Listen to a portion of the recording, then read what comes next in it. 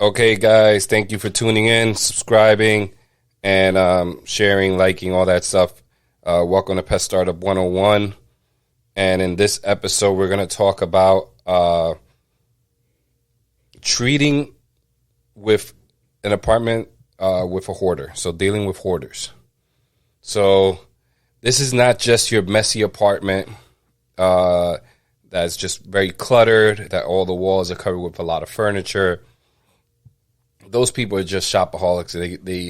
And they're messy people. Hoarders are the people that have clothes all over the floor, where you can barely see the floor, where 90% of the floor is covered with stuff, either magazines, books, clothes. I've seen them all. People stocking up in the event of a war. They stock up on food, and they have a whole room just filled up with mountains of cans and bags of rice and oil, and you can't even walk in the room. They make one little path, but you wouldn't be able to get to things anyway. And then the other rooms are covered with clothes, and then you can barely walk. Even going down the stairs, they toss clothes down. Let's say they have a laundry room in the basement. They toss clothes down thinking that they're going to wash those clothes, and those clothes just pile up in the staircase, and you're just pushing clothes to the side with your feet as you're walking by because they say, no, it's okay, you can walk over it, we're going to wash that. Or when you get into their place, the front step is completely clear. You close the door, and you just look to your left, look to your right, and all the rooms are filled with stuff. And they say that they have a rodent problem. So that's what we're going to talk about in this episode, how to deal with hoarders and what's the best approach to save you time, to save you money, to make you some more money. So there are two types of hoarders. They're the hoarders that know that they're hoarders, and they just can't bring it to themselves they can't throw anything away. Everything that they find, they feel that they're going to have a use for it in the future, and they can't throw it away. Now, we have that kind of hoarder. Then we have another hoarder where they don't even see the mess. They speak to you as if there's no mess in that apartment. The apartment is 100% okay. And they will go ahead and step all over clothes as they walk to the kitchen to do dishes, and both sinks are full of dishes, and they just wash one plate and then start eating. So those are the two types of hoarders that I've experienced, and this is the way that I've dealt with it. So when you first start out exterminating, you're really not sure what to do. You put on the smile, you walk in, and you try to just look around. You're making the awkward face when they're not looking. You're dying to take a picture so you can send it to your friend, if you're one of those kind of guys. And then there's the guys that just won't walk in there. They're afraid. They don't know what's under anything that they're stepping on, and they don't want to risk a rat running up their leg, okay? So if you're the second guy, then maybe extermination is not for you. Because even if you're not dealing with a hoarder, you still have some kind of basements, you still have places where that could possibly happen. So you should be able to enter anywhere and get the job done. Now, here's the thing. Because it's a living home, I don't know if they have kids or not. I've dealt with hoarders with kids, which then the city went and unfortunately had to take the kids away until the lady dumped everything out. And then there was situations where it was older people and they didn't have kids. Okay, so I've dealt with both. And there's been a situation with a pet as well. So here's what we're going to deal with. Let's talk about the problem first. So let's say they call for rodents. Here's just to help you out. This is what we did. This is the bad way to do it. You get there, you see the problem. You know they have no kids. You know they have no pets. They're older. They're adults, and you tell them it's going to be easier to get rid of the rodents if you just drop the bait in every room and you throw it in the corners of each room, and then you come back and you check it out 7 to 10 days later. Absolutely worst way to do it. Why? Because they eat the bait, of course, then they die under the clothes. You don't know where the hell it is. And listen, if the customers never go into these rooms anyway, why wouldn't you put a trap? So now here's the right way to do it.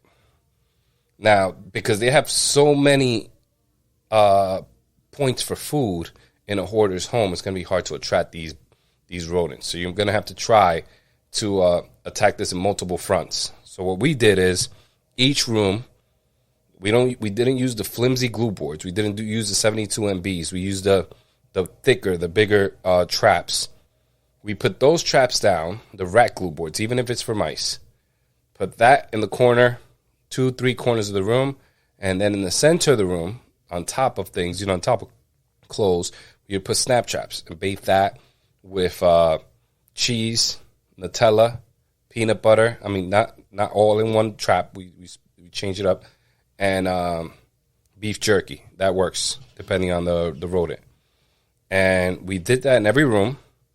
And then, of course, you have bait boxes as well. But you don't want to have that issue where they're going to die and you don't know where they are. So if the snap traps are not in the level ground and you can't really set them down, here's what you can do. First thing you do when you get there and you see the hoarder's place, you know you're going to have to go back at least 2 more times on top of the initial service. So 3 services, maybe 4. So what you do is right away you tell them this situation is a lot harder than we thought. It's going to be a little more complicated because of the clutter. We're going to have to put rodent boxes. So this is how we did it. We put rat boxes inside the home. Typically in the city, we put rat boxes outside. Inside, we put mice boxes and maybe a rat box in the basement if they have pets. But rat boxes are typically outside and they're weighted down. But in the home, you can put the rat boxes, stick a snap trap in there, maybe a glue trap, and put it all around you put a rat box in each room, and then you put rat glue boards in each room. You try it out that way first before you try any bait. Now, if you are going to use bait, then I would recommend using bait in rooms that aren't heavily used. So then if the rodent does die, then the customer doesn't have to deal with the smell. You're not getting a call every day wondering why it still smells. And then you have to go back and get an odor eater packet and put that down. So you put a rat box in each room. And this is a great upsell. When they have issues like this, you definitely could get them for you have to push exclusion. Then there could definitely be multiple families of rodents inside that home, because in a rodents with a house of a hoarder, you don't know how long it took them to fill that house and put that house in that position for it to be considered a hoarding home.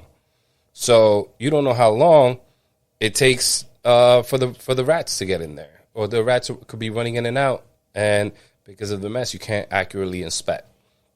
So you can definitely push for an exclusion service for the exterior treatment. You would exclude everything from the outside. The inside can be treated if they clean it. Then, if you have a friend that you can get 2 guys and you guys can clear out the space and they're going to be okay with it with no hassle, you can definitely rent out a dumpster, have them drop it in front of the house, clear out the whole house and get some money that way. And then you can place the traps after that. And then you can promise her after the place is cleaned out, then you put the traps down. Then after the rodent situation is gone, then you seal everything. And then you can offer a cleaning service and get another person to go over there and clean the person. It depends. Situations like this, it could be a person just recently passed and the house was already jam-packed with stuff and the granddaughter or the daughter took over and they don't want to touch anything. But they're okay with getting rid of everything. So that situation, instead of them calling 3-4 different companies, you can offer all the services yourself.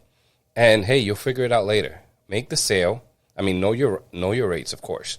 Don't just throw out a number and then you're stuck and you're going to take a loss. But calculate how much you think you're going to have to pay your friend, maybe $100, $150 for a day, help you clear everything out, maybe $200. You can get 2 guys and then yourself, it'd be 3. You get a dumpster, you guys can clear it out in 6 hours. And then after you exterminate the following day, you take a break, you go back the following day, put the traps down.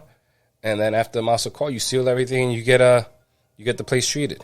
So this is a great way to make some extra money. And I think if you deal with a hoarder, this is a great approach and how to get rid of the problem. All right. This is going to be a short episode. Thanks for tuning in. The website is up, Pest Startup 101.